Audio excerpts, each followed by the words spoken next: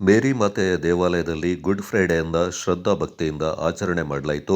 ಯೇಸು ಕ್ರಿಸ್ತರನ್ನ ಶಿಲುಬೆಗೇರಿಸಿದ ಸ್ಮರಣಾರ್ಥ ಶುಭ ಶುಕ್ರವಾರವೊಂದ ಧರ್ಮಗುರುಗಳಾದ ಜ್ಞಾನಪ್ರಕಾಶ್ ಅವರ ನೇತೃತ್ವದಲ್ಲಿ ವಿಶೇಷ ಪ್ರಾರ್ಥನೆ, ಶಿಲುಬೆ ಹಾದಿ, ಶಿಲುಬೆಯ ಸನ್ಮಾನ ಮತ್ತಿತರ ಪ್ರಾರ್ಥನೆ ಯೇಸು ಕ್ರಿಸ್ತರಿಗೆ ಶಿಲುಬೆಯಲ್ಲಿ ಮರಣ ಶಿಕ್ಷೆ ವಿಧಿಸಲ್ಪಟ್ಟಲ್ಲಿಂದ ಮೊದಲುಗೊಂಡು ಅವರು ಶಿಲುಬೆಯಲ್ಲಿ ಮರಣವಪ್ಪಿ ಸಮಾಧಿ ಮಾಡುವಲ್ಲಿನ 14 ಪ್ರಮುಖ ಘಟನಾವಳಿಗೆ ಸಂಬಂಧಪಟ್ಟಂತೆ ಶಿಲುಬೆ ಹಾದಿ ಪ್ರಮುಖ ಕಾರ್ಯಕ್ರಮದಲ್ಲಿ ಪಾಲನಾ ಸಮಿತಿ ಸದಸ್ಯರು, ಯುವಕ ಸಂಘದ ಸದಸ್ಯರು ಮತ್ತು ಹೆಚ್ಚಿನ ಸಂಖ್ಯೆಯಲ್ಲಿ ಕ್ರೈಸ್ತ ಭಕ್ತಾದಿಗಳು ಪಾಲ್ಗೊಂಡಿದ್ದರು.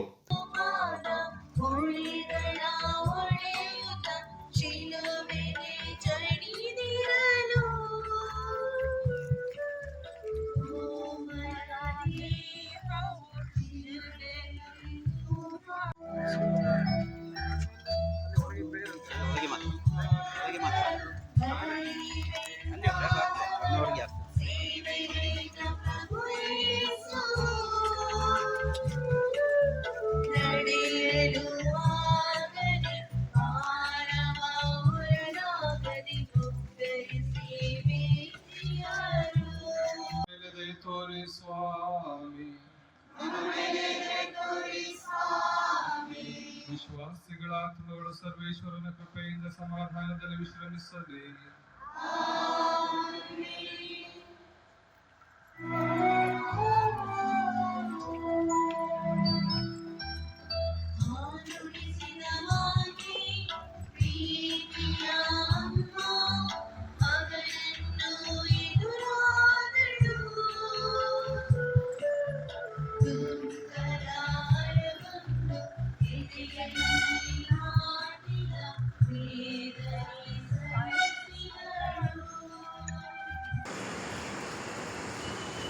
ಈಗೋ ಶಿಲುಬೆ ಮರ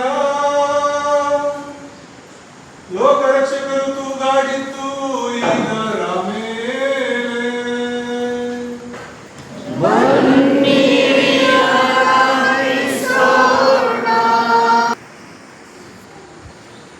ಈಗೋ ಶಿಲುಬೆ ಮರ ಲೋಕರಕ್ಷಕರು ತೂಗಾಡಿದ್ದು ಇದರ ಮೇಲೆ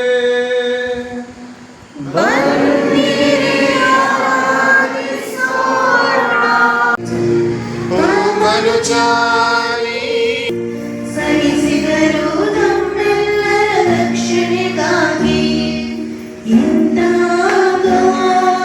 ಮೌನವಿದ್ದು ಲೋಕದ ರಕ್ಷಕರು